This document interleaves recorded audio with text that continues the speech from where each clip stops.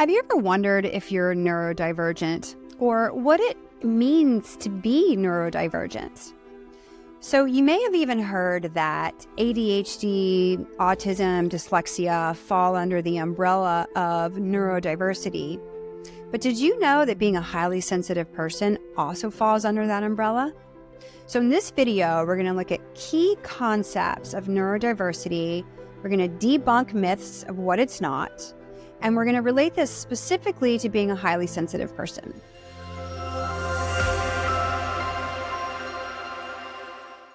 Hi, I'm Ashton. I'm a licensed psychotherapist. I specialize in working with highly sensitive people, and I'm an HSP myself. So what is neurodiversity? Neurodiversity is the concept that there is natural variation in the human brain that leads to differences in how we think and behave. So simply put, neurodiversity means that some brains are different than others. And that just makes perfect sense, right? There's diversity in everything. We have diversity in spirituality. We have diversity in sexuality. We have diversity in ethnicity, in race, right? So of course it makes sense that some people have brains that are wired differently than others. And when researchers scan the brains of those who are neurodivergent, they can see those differences on fMRIs. So I'd like to talk about three concepts under neurodiversity.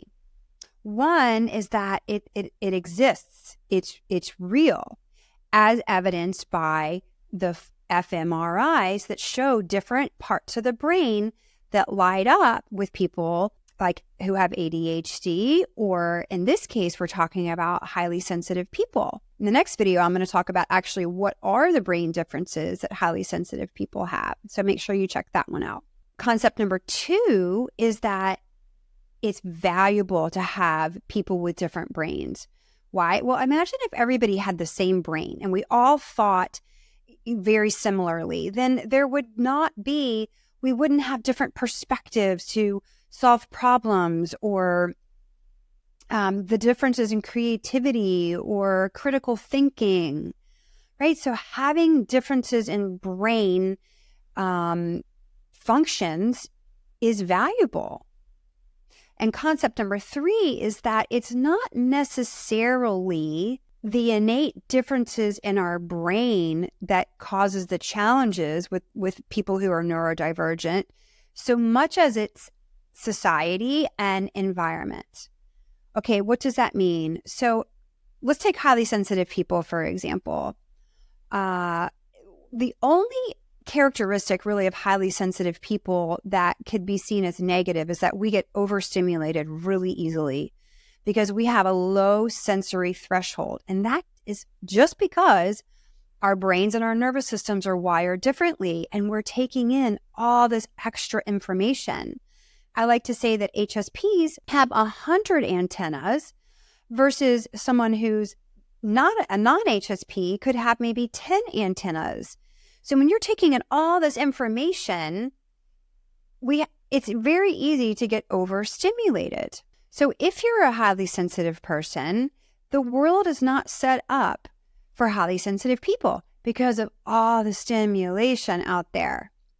And if you have a neurotypical brain, you wouldn't even notice the things that highly sensitive people do. Like I got actually 3 pair of jeans for Christmas because I really want to be able to wear jeans because that's the style. And I would bet that the vast majority of highly sensitive women cannot wear comfortably the jean style that's today because they're so constricting and they're tight. And it's just like, oh my God, get these off of me immediately.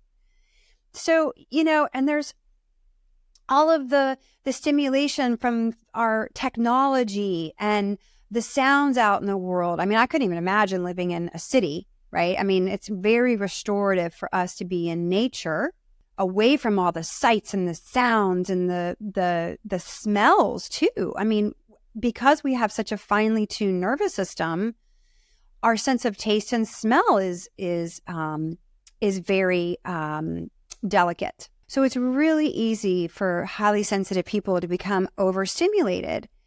Now, I would imagine living, let's say, in the country, actually, I know living in the country would be an environment that would be more soothing and more supportive for a highly sensitive person.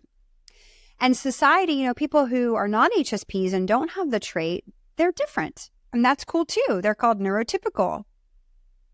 And it probably wouldn't be a big deal to go into an office, or not as big of a deal to go in an office and work 8 hours under fluorescent lighting and have to interact with people all day. But for a highly sensitive person, that's too much. And society often doesn't get it, that that's too much. We need to have our space. We need to have our downtime. So what is I'm going to debunk what neurodiversity is not. Having a neurodivergent brain does not mean that there's something wrong with you.